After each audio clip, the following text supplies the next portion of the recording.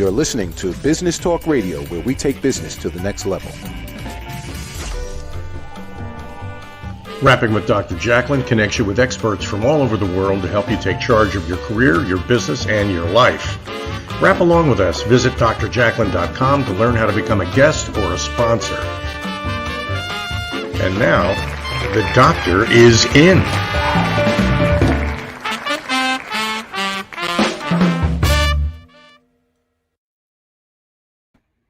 Hello and welcome to Rapping with Dr. Jacalyn, the business talk show here on Business Talk Radio and social media. How about that new intro? Woo! I'm excited. I am your host and executive producer, Dr. Jacalyn Kerbeck. I am a certified life and career coach. And with me, as always, on our business show is my co-host, partner, and friend, Mr. Al Cini. Welcome. It's such a pleasure to be here. And by the way, I am a certified screwball, so it's great to be here.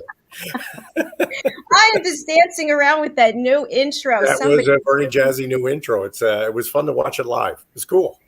Well, I'd like to thank you, my friend. That was brilliant because we know how important it is to have the right presence and branding, especially when we're dealing with presenting a message to people, right?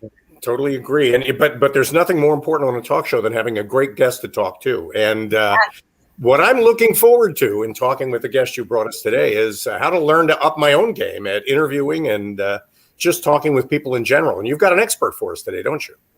Yes, I do. Heather Dean is with us today, and I've interviewed her before. She is just a true jewel. She is someone who has accomplished so much, and she changed her life in every possible way. She was a celebrity interviewer for the stars, for people of high notoriety, and she was living the dream in Manhattan. I want to bring her out so she can tell her story, but she gave it all up and she moved to Jerusalem, and she's written a book, Searching for Heather Dean, My Extraordinary Life as a Celebrity Interviewer and Why I Left. So we'll talk about that, but she really has an incredible skill and knowledge when it comes to how to interview, how to pitch to the media.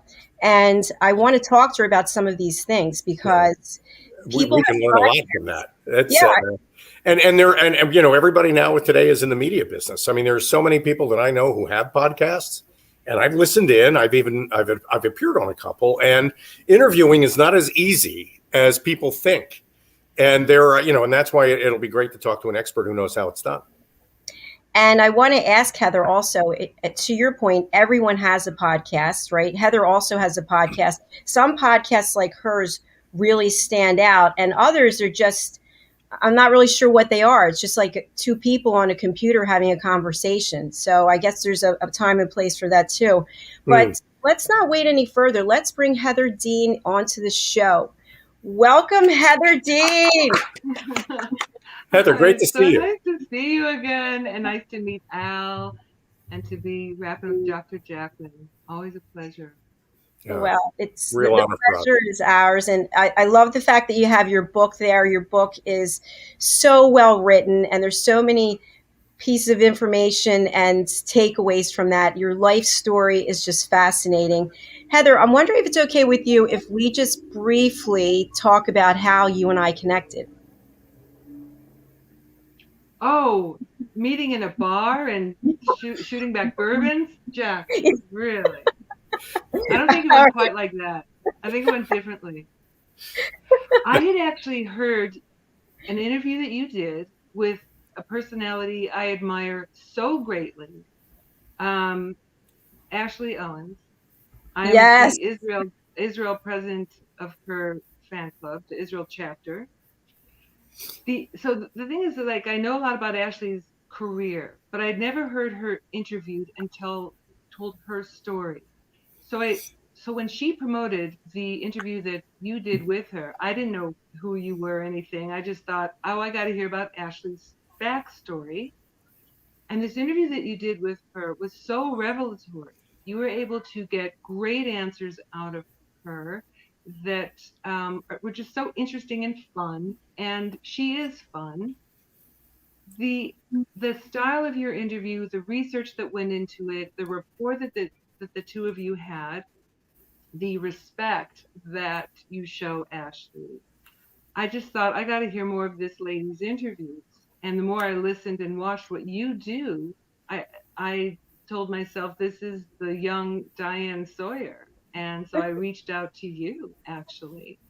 What did I write? A fan letter or something? Or I just, I think I just let you know if there's anything that you'd like to do to collaborate. Usually people want to collaborate with me because I have so many celebrity stories, having interviewed hundreds and hundreds of A-list celebrities. But but you're more of an ideas person, and who doesn't love great celebrity stories? But I think because you've had such an amazing journey and continue to do so, and you're interested in other people's stories, and that really comes out in a lot of interviews that you do, is you want to know their stories, allow people the platform to tell their truth, their own story arc, to use a Hollywood script term, how their life processes and how they grow. And I just knew this was that you're a really, really quality professional. Now that I know you a bit more, I know you're such a quality, amazing person, and I'm so glad we're friends as well. So Well, that's the short thing. The short. well, thank you so much for sharing that. And the reason why I wanted you to share was because I want people out there to realize that you can connect with someone that you never would have had an opportunity to connect with before. During this pandemic, we can contact really anyone, and you don't know where that relationship's going to go. Heather and I are friends, and we are collaborating on things which never would have happened. So thank you so much for sharing that. Heather, can you share with us, when you think about your area of expertise, what would you say it is? Without a doubt, in a word, it is interviewing. Even when I was a child in junior high, high school, my brothers, I grew up with three brothers, and we were so silly and hilarious together. We would do sketch comedy. We would just make each other laugh by doing sketch comedy. Well, my brothers are really riotous characters and would invent all kinds of characters. And you know what I did? I was always the interviewer. I was always the Carl Reiner to their Mel Brooks, because that's just where I felt comfortable. Even if I had a case of the giggles and would just laugh while they were doing their crazy characters, I always loved being the interviewer. And when I was on my junior high and high school paper, I was an interviewer. I would interview the student star athletes and musicians. And college radio, I would bring in musicians that I knew in my local community. It was always where I was comfortable. And so by the time I graduated college and began working at MTV, I learned a lot of the technical skills about how segments and shows are produced and how interviews are produced with the lighting and the tech and all that. And in no short order, when I was on my first paying job after my internship at MTV, I started going to any press conference I could, any celebrities that my executive producer would allow me to produce. It was definitely where I felt so comfortable and learned so much along the way. And that was many years ago and many hundreds of entertainment figures ago. Wow. Well, we've got so many people watching the program who are either being interviewed or interviewing people, skills that they never thought they'd ever need in their lives. All of a sudden, everybody needs. So, Heather, you've got a program called Nailing Your Media Interview. Maybe you can start a little bit by describing how that works. Yes. So the program it's a coaching service. So I do coach people privately who are on either side of the microphone, whether they are interested in reaching out to the media and promoting their product or service or written work. I've conducted many workshops of this locally to different communities, and now that everything's gone global with workshops going online, so I similarly do the same thing. But also for people that are on the other side of the mic as the interviewer. That's where I have a great deal of experience interviewing people who are really outstanding in their field. It's a really blessed journey that I've had. So every major Hollywood figure or music, comedy, modeling, or television, if it was in the 80s and 90s, I probably interviewed them. In the 2000s, I sort of shifted into interviewing very, very well-known religious people. as my own journey turned very religious.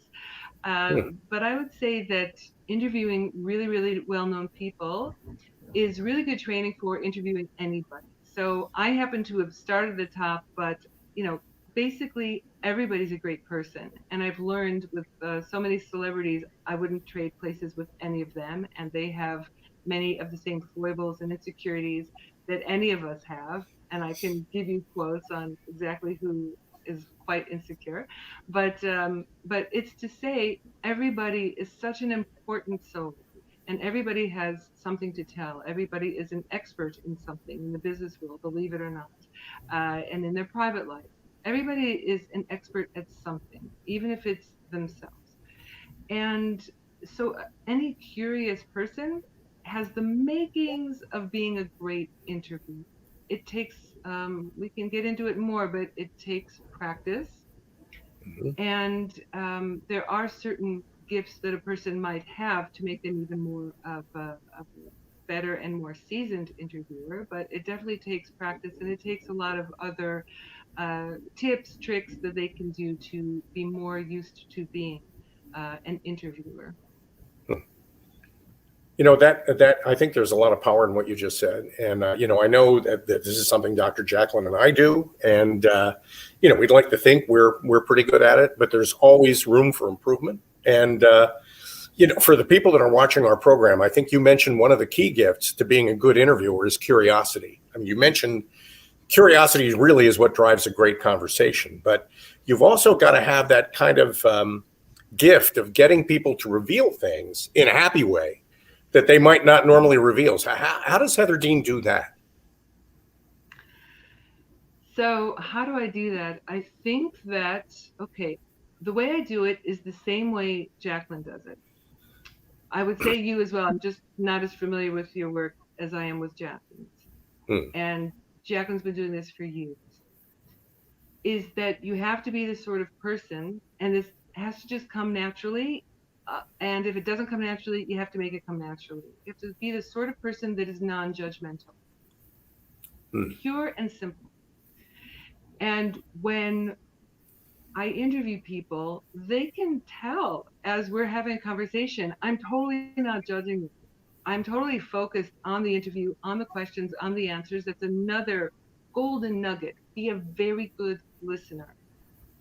And that's also something that takes practice, because you might be thinking of all these questions you've got to get out there and all these things that you want to ask.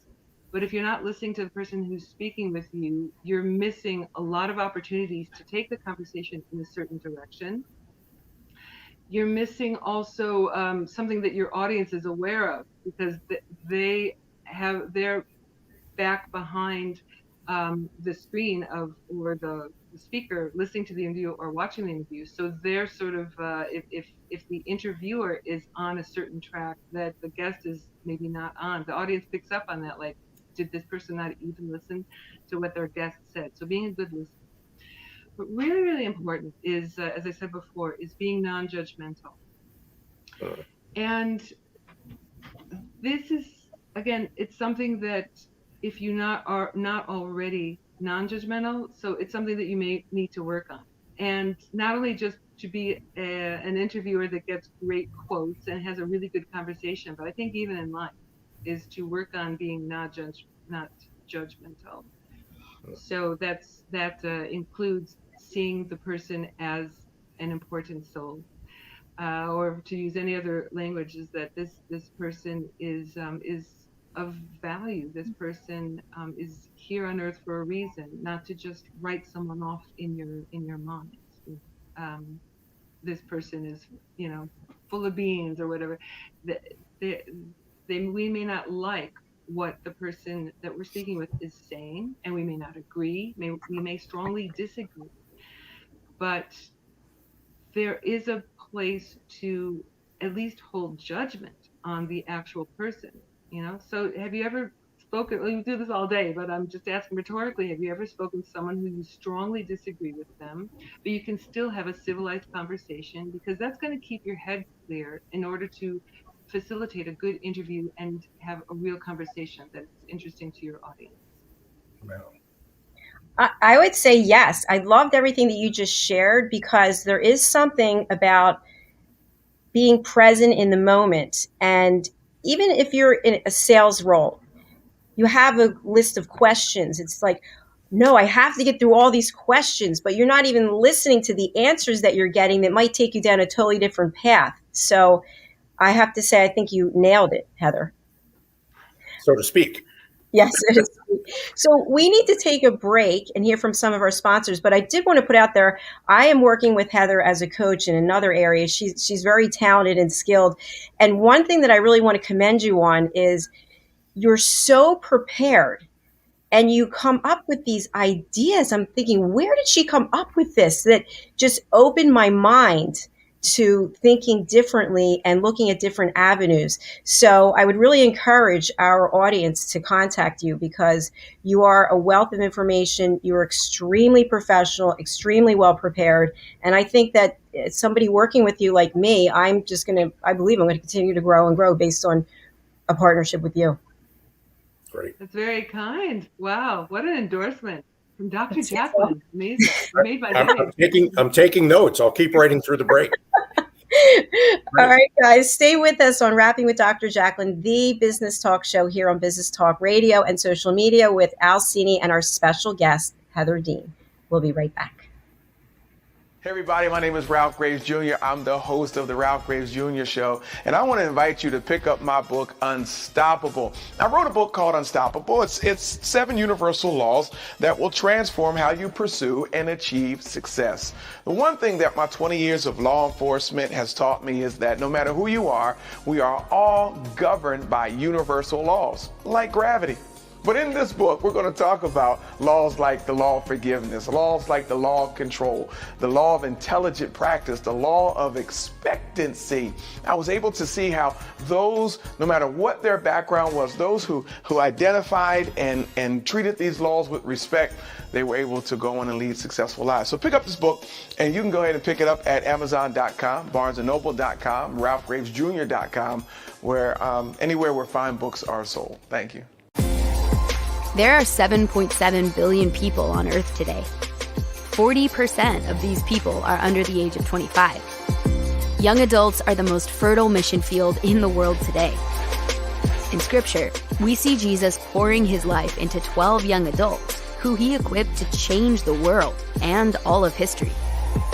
Like Jesus, we believe that the best approach to reach the world with the gospel is to invest in young, emerging leaders and equip them to build disciple-making movements. Concentric is the notion of surrounding and sharing a common center. Our center is the model and strategy of Jesus for both leadership development and ministry formation. As a global alliance, we provide equipping in biblical leadership based on Jesus' example in the New Testament. Jesus modeled for us how to make disciples that reproduce. Focusing on leadership development is key to creating movements that spread the gospel and Jesus' disciple-making strategy to young leaders around the globe. Our Ministry Alliance partners are actively equipping leaders and building movements of multiplication that reproduce the life of Christ. Join us today to equip young leaders with Jesus' strategy that will change cities and nations.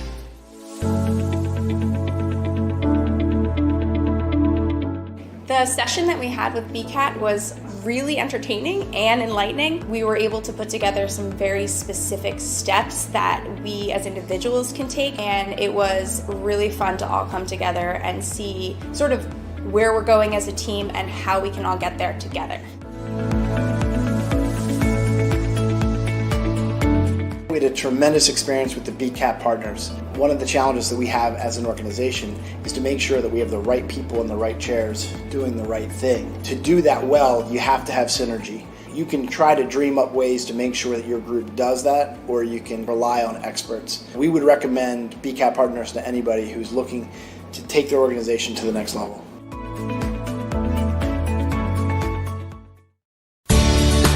Academy Sedan and Limo is a full-service transportation company serving the Philadelphia metropolitan area with full knowledge of the New York City, Baltimore, and Washington, D.C. areas. We pride ourselves on being the most dependable, conscientious company in the industry.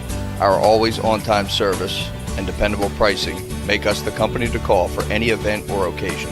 Our vehicles can accommodate any size party for any occasion. Our vehicles range from four-door sedans to SUVs to minivans to limo buses to full-size tour buses and can accommodate groups of 2 to 100. We offer airport shuttle service or over-the-road service without limitation regarding mileage or time, and no drive is too long or too far. So if you find yourself in need of transportation of any type with any vehicle, give us a call at 610-842-4564 and let us show you what a real transportation company can do for you. Use code ACADEMY2020 to receive 20% off your first 3 rides, including parking and tolls.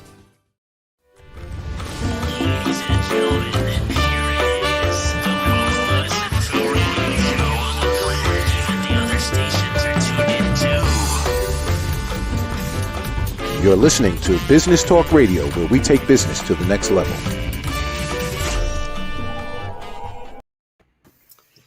Hey, welcome back, everybody, to Rapping with Dr. Jacalyn. My name is Al Cini. Our host, Dr. Jacalyn Kerbeck, is also with us. And together we're interviewing Heather Dean. And Heather, as you were talking about before the break, you were talking about listening with an open mind and paying attention. Interviewing these days where everybody's this close to the third rail of some subject. I mean, especially if politics enters the conversation. Republicans sometimes interview Democrats. Democrats sometimes interview Republicans. How do you make that work? I mean, how do you avoid the kind of negative energy that comes from a lot of those underlying cultural issues? It's a fantastic question. And I am so grateful to say that politics is not my beat. Similarly, sports is not my beat. When I've interviewed athletes, it's only because they starred in movies. I've interviewed politicians. I interviewed Trump when he was not president. He wasn't even a candidate. He was in between bankruptcies. He was just backstage at a fashion show that I was covering. And I've interviewed Mayor Giuliani back when he was the mayor at a movie premiere. So yeah, politics is not my thing. The thing is, because the entertainment business was, so you don't really have to interview people of different warring factions. But you know, celebrities have their shares of feuds as well. I would say one of the ways that interviews with politicians go wrong. Now, if you're talking about where there's a split screen between people with opposing viewpoints, as a viewer and as a producer who watches, I can say that what might happen is that the anchor or the interviewer has just lost control when they do let people crosstalk, when they let people step over each other. It's an audio problem, it's a video problem, but for the audience, it's just a content problem. You know, if it's a show like Crossfire, you remember Crossfire, so that's where people wanted to see combative political talk. But when it's one of those meet the press type talk shows or whatever, you know, usually you do want to see some sort of a discussion, but you also don't want to see something that's so one-sided that it's sort of like, oh great, this is like an echo chamber. Everyone is on one side of the political aisle. You may have your token person from the opposite side. For me, that's not great television. That's not really super entertaining. But getting to your question about feuding between the anchor and the guest, or between guest and guest, is really, really up to the anchor. I mean, it's the reason why they're called the anchor, not just because they're anchoring in the studio while there's field reporters, but they're also anchoring interviews. So it's just very important for that anchor to maintain control of the conversation. And it's not easy because you also have someone in the studio in your earpiece. It's usually your producer, occasionally the director, but it's usually your producer who's in the control room, who's also giving you cues. There's just a lot going on. And that's why when you see an anchor, they've gone through all of that training of practicing their craft, so that by the time you're at the level of Lester Holt, who in our house, that's who we love the most. But there are many of them who, when you get to that level, it's because they've really done the hard work in the field of interviewing and also in the field of reporting. So again, really important experience is what, in my opinion, allows an anchor to maintain control of the conversation. Not easy. Stay out of the fight. And you've been practicing since you were a child. So practice, practice, practice. I don't think a lot of people pay very much attention to that. They think you just turn on the lights, turn on the camera, and off you go. And Dr. Jacalyn, how much work do you put into a program before you do it? Literally hours and hours. On Sundays, I spend 9 hours just setting up the broadcast, going on social media and posting everything, updating my website. 9 hours just to do that. So it's a lot of work. But Heather, a question I have for you is, I've always thought that when you're interviewing someone, even if it's in a business setting, that you want to make the person look good. You want to make the person feel good. But what about the fact that you want to ask a question that might set the person being interviewed off? The audience might love it, but it might put the person you're interviewing backpedaling, going, "What? Why did you ask that?" What are your thoughts about that? Okay, so I interviewed many celebrities who were in the midst of a scandal or in the midst of a divorce or in the midst of something. And wow, was that hard. And I will credit my editor, who's no longer at the AP, but Associated Press Radio, Michael Weinfeld, who was so fantastic. So sometimes I would have to ask certain celebrities something really tough, especially if they were freshly from a divorce that was really acrimonious. I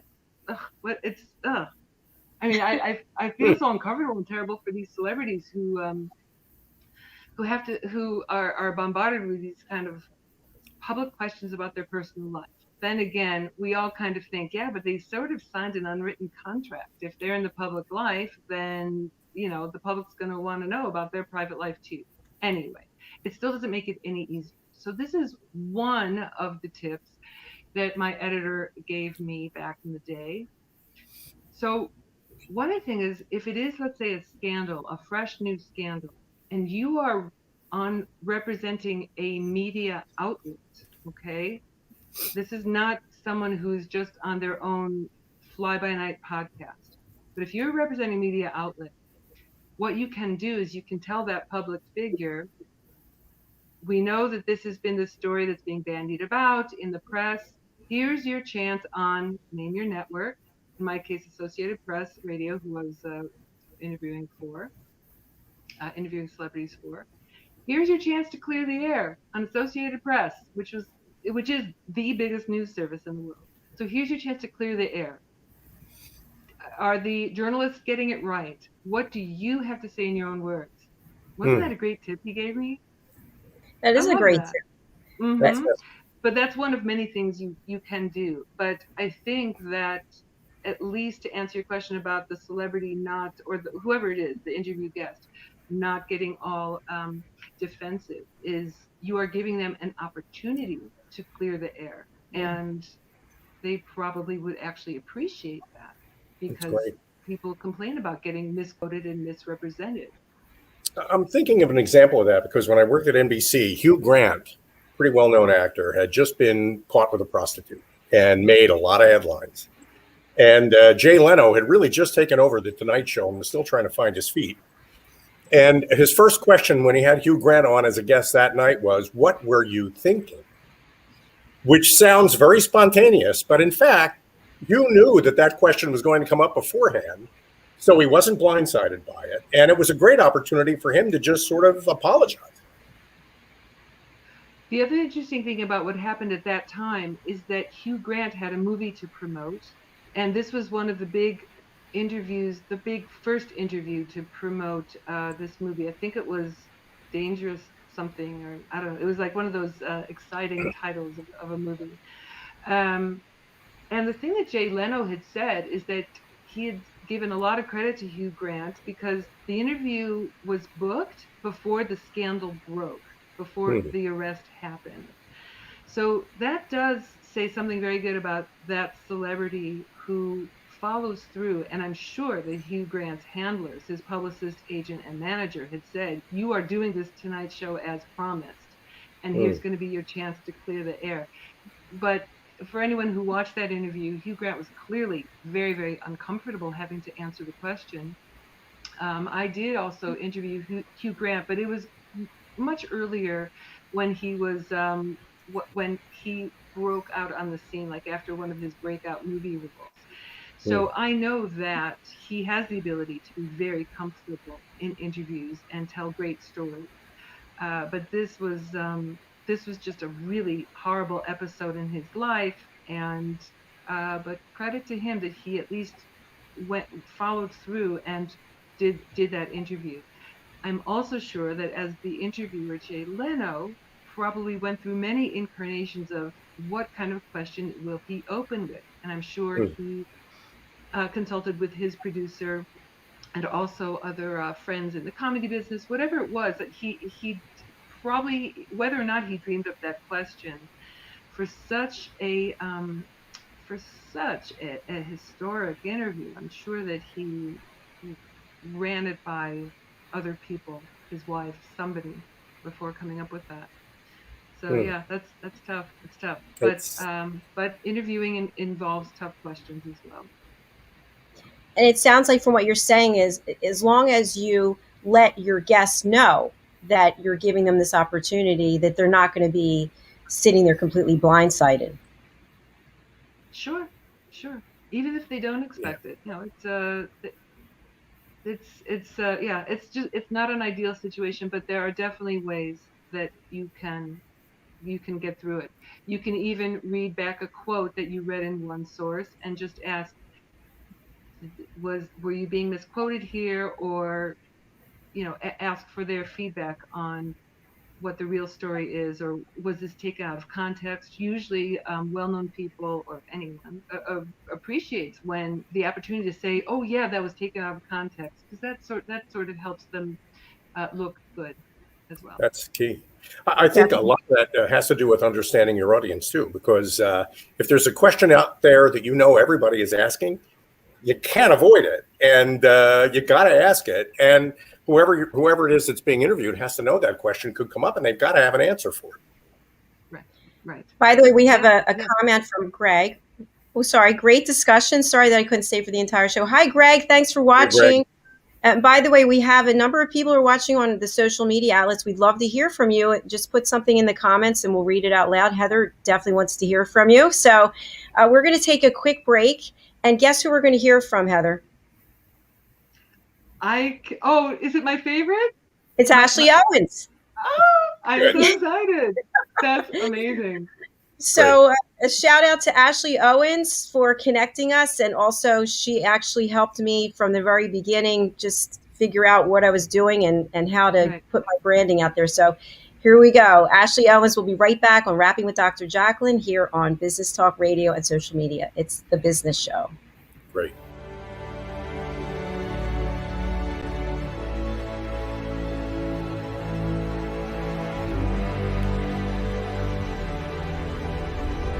Networking sucks and people suck at it, but nothing gives me more life than walking around and talking to people in an audience and really being able to identify, okay, I see where you're having trouble, let's work on fixing it. How do you help them? How do you provide value? My goal is to give them those tools to be able to go out and tackle that fear. Anywhere there's coffee is where I'll be. So I bring candy a lot to my speaking engagements.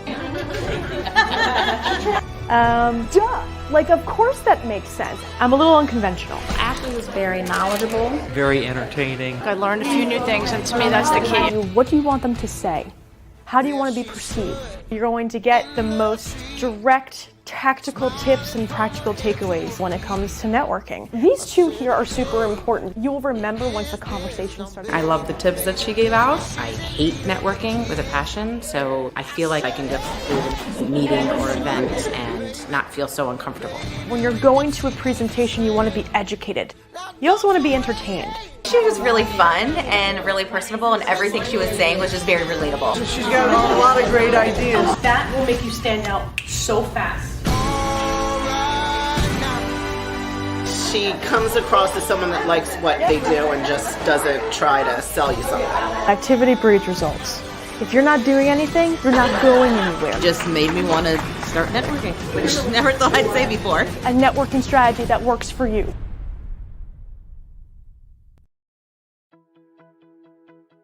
Meet the modern learner. Like most of us, the modern learner is short on time, on the go, and wants to learn on their terms and device of choice. The key is to meet them whenever and wherever they may be. The solution? Best-in-class content served up by the Engagement mobile learning platform, where the modern learner is at the center of the learning experience. For example, they can receive a text message that alerts them to a new learning module. They simply tap, watch, read and engage, or play a fun learning game. We transform your content into modules that are timely, accurate, academically rigorous, yet engaging and robust. Personality motivators are blended with modern adult learning principles to make it faster and more natural to absorb the content and have fun while learning. Our cutting-edge platform offers something for everyone. It can be an immersive experience where learners explore and engage based on what's relevant to them in that moment, or they can follow a set curriculum, earning badges and tracking points toward a credit or goal, or they can dive deeper into high-value professional content relating to their topic of interest. It's binge learning at its best. All this, along with an entire portfolio of real-time usable data and KPIs for stakeholders. Imagine, share up-to-the-minute news, enhance current curriculum, build knowledge banks, drive sales, and foster community in the push of a button. To learn more or see a demo, please contact support@engagement.com.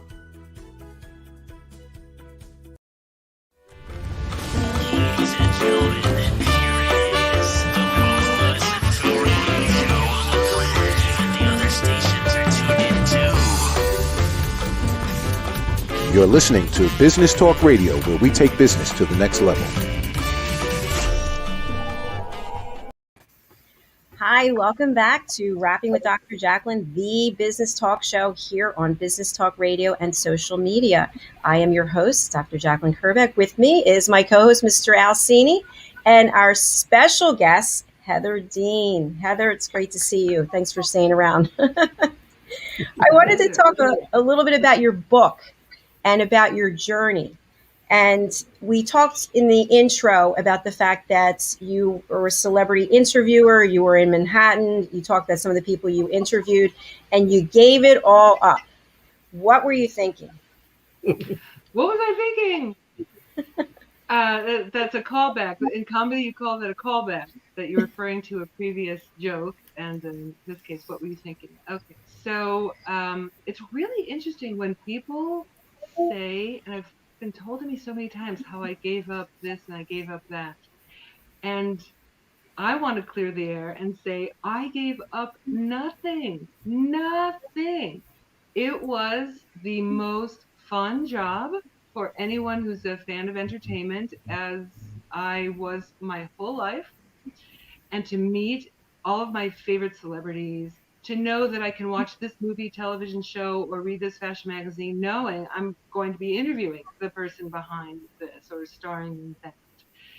And celebrity friends, most of them before their big break, and being asked out by this and that actor or model, male model. And yeah, it was great. And in New York City, I had a rent stabilized apartment. So I don't know what's better.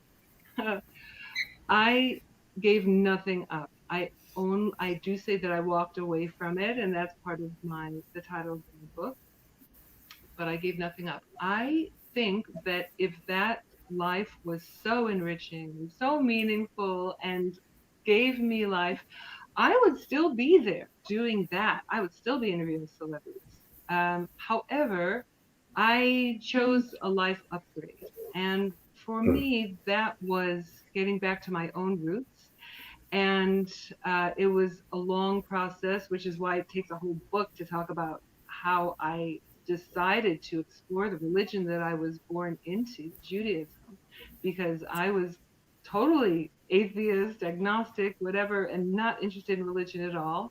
But slowly, I started to actually study from teachers of the Torah, of the Talmud, and learning authentic Jewish values. So for me, again, it was a long process, a long journey, a few years, but I found something that gave me a lot more meaning than interviewing celebrities. So the good news is people like Bruce Willis and Drew Barrymore and Gayle King, they don't need me to promote their careers for them. There's plenty of other entertainment and celebrity interviewers who are happy to do that for me instead of me. Yeah. Chose the upgrade. Chose the upgrade.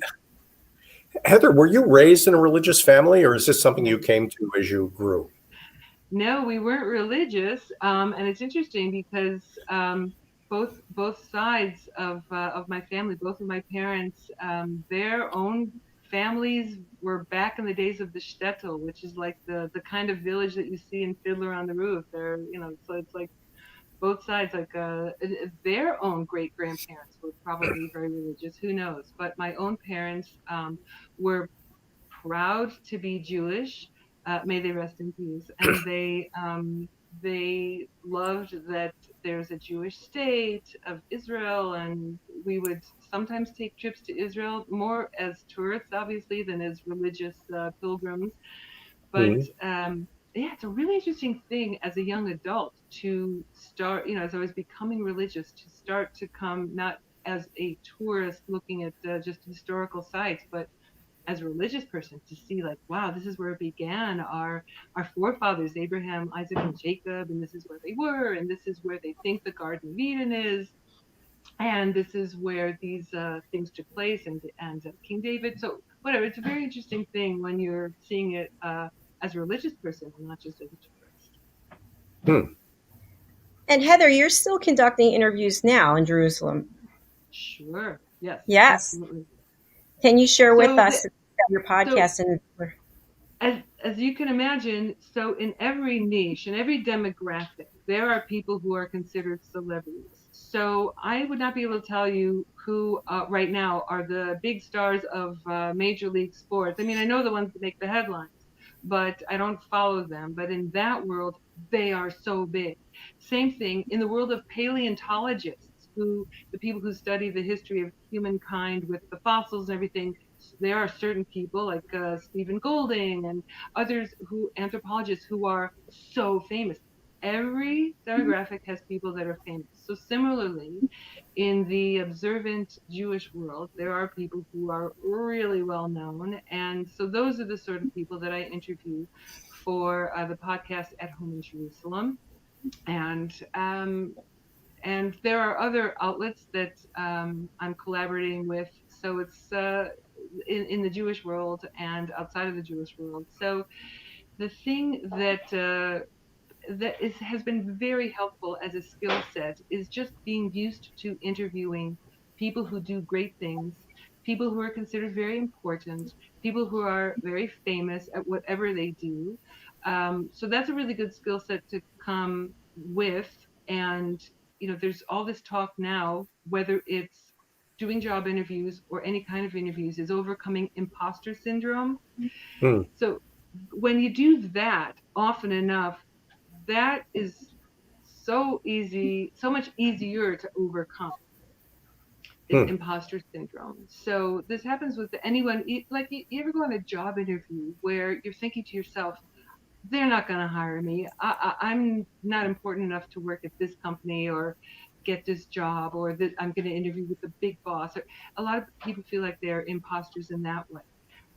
It's been told to me by a host for Good Morning America, not one of the current hosts, but a former host, who, when our interview finished, I was doing this on behalf of Associated Press Radio, and the host said to me, "Do you ever feel like you get imposter syndrome interviewing all these celebrities?" And I said, "No, not really. I had already worked all that out."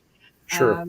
But this host of Good Morning America said, I can't believe the people that they book interviews for me to do, and these heads of state, and so he was grappling with that.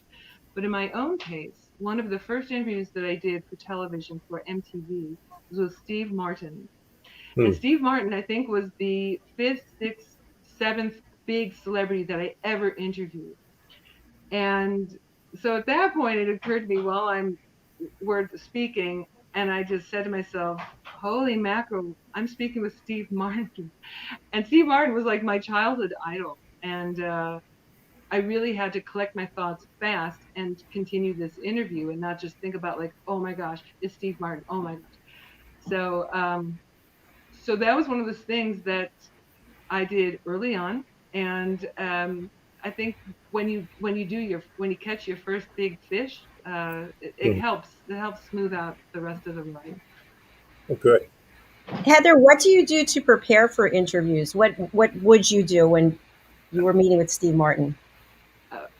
For Steve Martin? Oh, well, in the case of Steve Martin, it was very important to see the movie that he was starring in. And it was also the cast and director. He was starring in Parenthood with which was directed by Ron Howard and had like a huge ensemble cast, but he was the big star with Mary Steenburgen.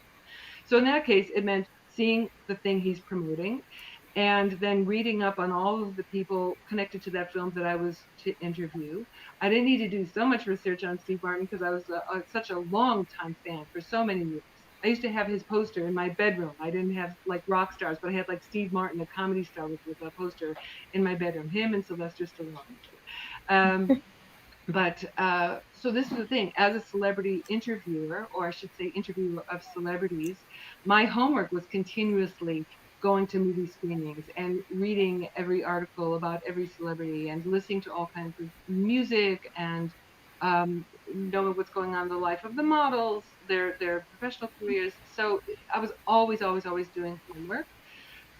So that's a helpful thing if you are already interviewing in a certain niche. It's the same thing with a sports reporter. They have to know everything going on with all the sports leagues and who are the big stars.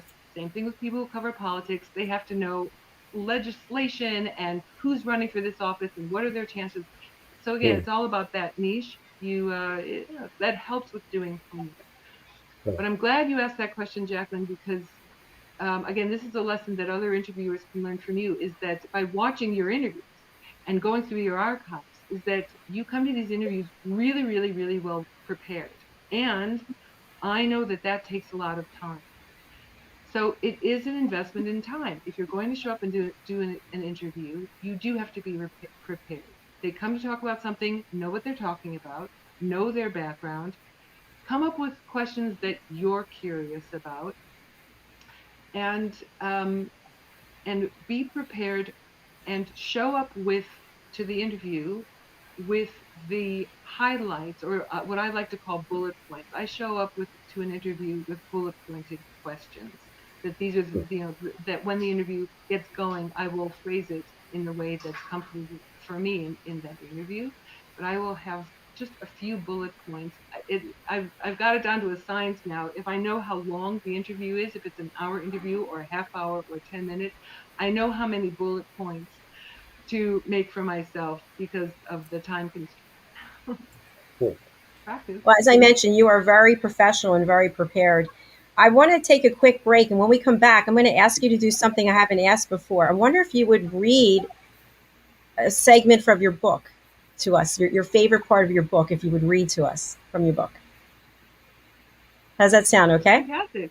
Okay. Thank you. All right, we're going to take a very short break. We're going to hear from Diane Floyd Boehm, and she's going to talk to us about her children's books. We'll be right back.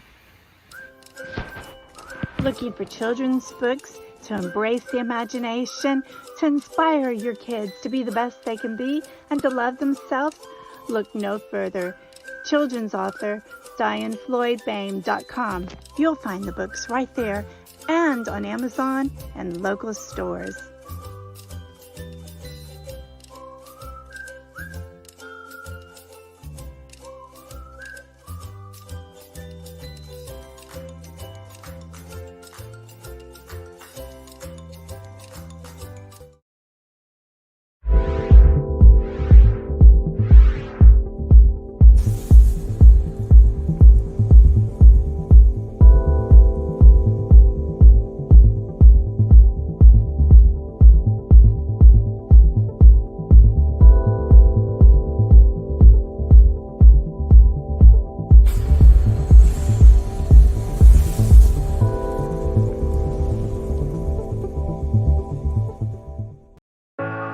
every day it was the same old story. I worked hard to make sure no one noticed what I was dealing with, but my stomach never cared where I was. And the pain just kept coming. After too many close calls and even weight loss, I had to do something. The Crohn's and Colitis Foundation helped me realize what was going on and even helped me find a specialist. Don't hide your symptoms. Get help at spillyourguts.org. Ladies and gentlemen, and here is the most listened to radio even the other stations are tuned into. You're listening to Business Talk Radio, where we take business to the next level. Welcome back to Rapping with Dr. Jacalyn, the business talk show, live here on Business Talk Radio and social media. I'm joined by Mr. Al Cini, my co-host, and our special guest, Heather Dean. Heather, I kind of put you on the spot there about reading your book, some of your book to us, but I'm thrilled that you've agreed to do so. Sure. I wasn't sure which excerpt really to read, whether it was part of my journey or maybe one of my interviews. I think that when it comes to the journey part, people can read for themselves like what the whole arc is. What I thought I would do is something that's just more on the fun side, since we haven't named any celebrities. But I noticed. So I have stories about interviewing a bunch of different types of celebrities, including what it's like to interview Madonna and Oprah and Jon Stewart and Johnny Depp, Harrison Ford, Robin Williams, etc. But I thought one of the things I'd like to read an excerpt of is my remembrances of interviewing Howard Stern. And Howard Stern, so he's a very divisive kind of celebrity. He's a very interesting celebrity. He's somebody whose show, when I lived in New York City, that's what I would listen to nearly every morning before I would go on my race walk around Central Park. And I knew what he was all about and how controversial he is. But I also thought he was such an excellent interviewer. And I actually picked up a lot of tips from him in interviewing, because he gets so many amazing stories from his guests, celebrity or not, and his key is making them feel very comfortable, and also being such a flatterer. But he gets them in a situation where they feel so comfortable that they reveal a lot about himself.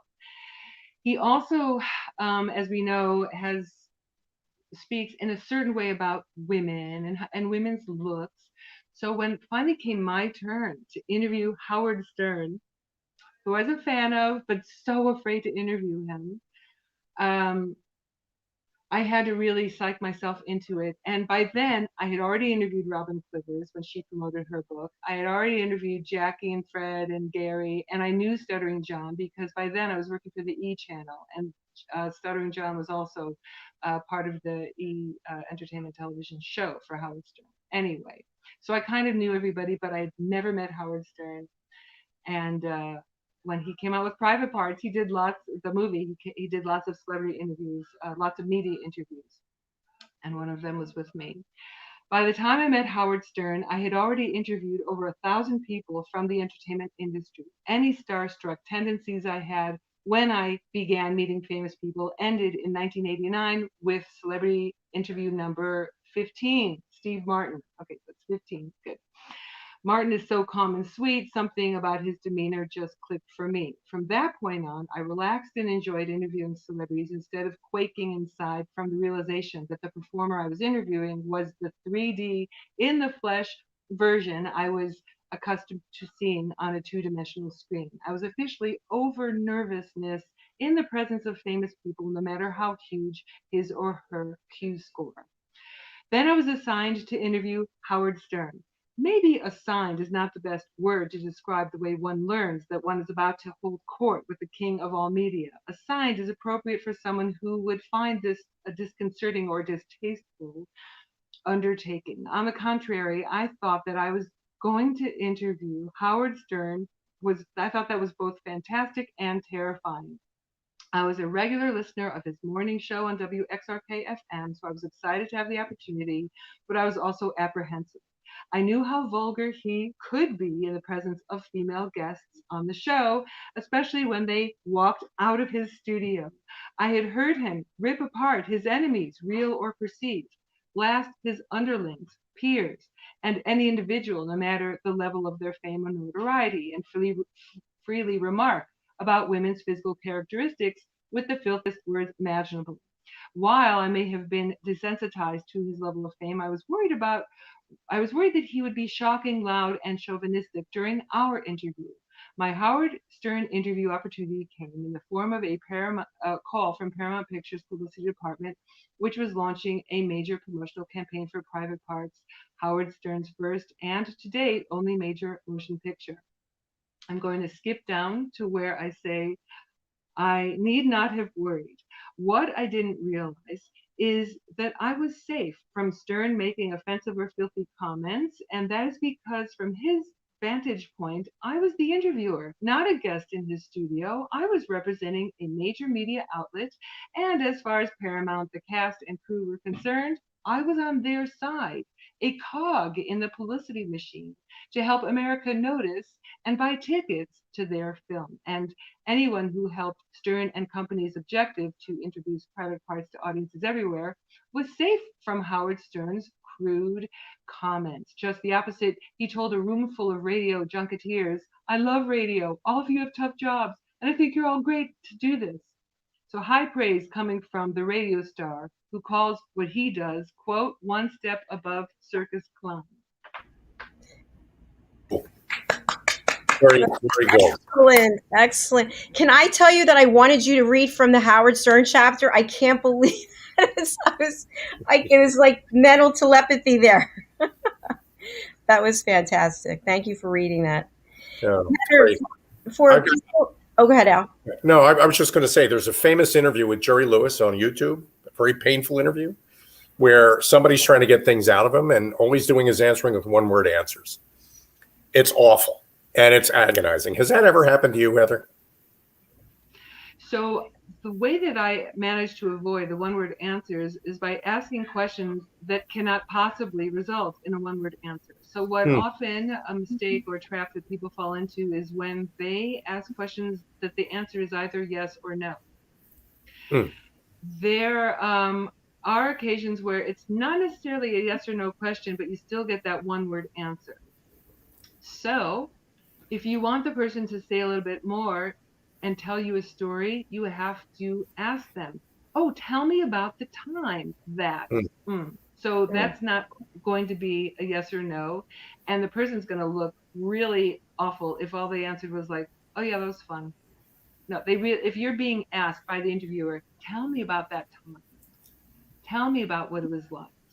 Then you don't want to look like a jerk and not answer with just a one-word answer. Wow. A great way to engage people. Heather, you have your workshop that you're offering. When does it start? Nailing Your Media Interview. So Nailing Your Media Interview, I think that people who want to know can be in touch with me with by the email address that's scrolling right now. You can be in touch with me and just contact me on my website, and I will send you information because there are actually 2 tracks.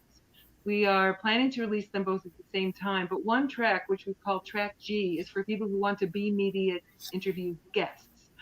The other track, which we call Track I, is for people who are already interviewers, and there's a track for them which has a whole bunch of material on being somebody who can nail their media interview and how to prepare and how to set your mind and how to follow up and conduct the interview, etc. So there are actually 2 tracks. They are probably going to be released. We're aiming for at some point in March. It'll probably be on the later side of March. But again, you can get updates just by contacting me. You can also contact Jacalyn. Jacalyn and I are constantly in touch, thank goodness. So if that's okay to say, Jacalyn, but sure, if somebody's reaching out through your show, so I think that would be pretty nice. Absolutely. I would love for somebody to say the doctor sent them. So that would be fun. Heather, your book is available on Amazon, and is it available other places as well? Actually, it's available in your shop, I think. Yes, it is. It is available in your shop. So, but it's also available on Kindle. And I noticed a really nice thing that I think was around holiday time, that the price was reduced. So especially for Kindle, which I think is nice. It's always nice to be able to have something you can just take with you on your Kindle as you go. Heather, it's been an absolute pleasure having you on the show. For people who are listening on the radio, your website, heatherdeanproductions.com, they can go there and find out information about nailing your media interview. They can also go to our store on drjacalyn.com to purchase your book. And I hope that people will reach out because, as I mentioned before, and I mean it from my heart, you are an exceptionally talented woman and you are an amazing person. And we are hours apart. What are we, 7 hours apart, 6 hours apart? We're 7 hours apart. Yes, dinner time by us. I'll be making dinner when we close shop. And I just mentioned that because you wouldn't even know. It's so easy to communicate with you. You're so responsive, and you bring perspective that other people might not have. I certainly don't have it, and I'm gleaning information and tips and nuggets from you all the time. So thank you for doing what you're doing. It's a pleasure. Wow, thank you very much. Always happy to be of service. Great. We will see you backstage in a couple of minutes, Heather. And once again, thank you so much for being here. We'll look forward to having you back again. Thank you. Thank you very much. It'll be fun. It Thank will. you, Al. Also. Oh, sorry. What a great interview. I know. She's there are amazing. people out there that are doing podcasts every day. And if you think interviewing is like a hobby, you can just sort of walk in and start asking. You got to do your homework if you want it to come out right. And you've got to prepare up front. I think Heather is I was taking notes. She's exceptional. And I'm so grateful to have met her and to be able to work with her. The coaching that she's giving me she's the one who coached me to start writing articles. And I now have 5 articles published on Thrive Global. And I've got a list of other places that I'm going to start publishing too. And I wouldn't have even thought of any of those things if it weren't for Heather. So it's great. I hope everybody reaches out to her. Good so connection. Thank you for being here, Mr. Cini. I look forward to seeing you at 2:00. Yes, we have another great interview coming up this afternoon. I'm looking forward to that. We do. And in between at 12:00, we've got our new show, Rapping with Dr. Jacalyn presents Conversations of Substance with Alex Kaplan. And we are going to people are going to share stories, their vulnerability about what addiction has done to their life and how they have overcome adversity, how they're overcoming adversity. I think it would be a very powerful show. So that's 12:00 every Wednesday.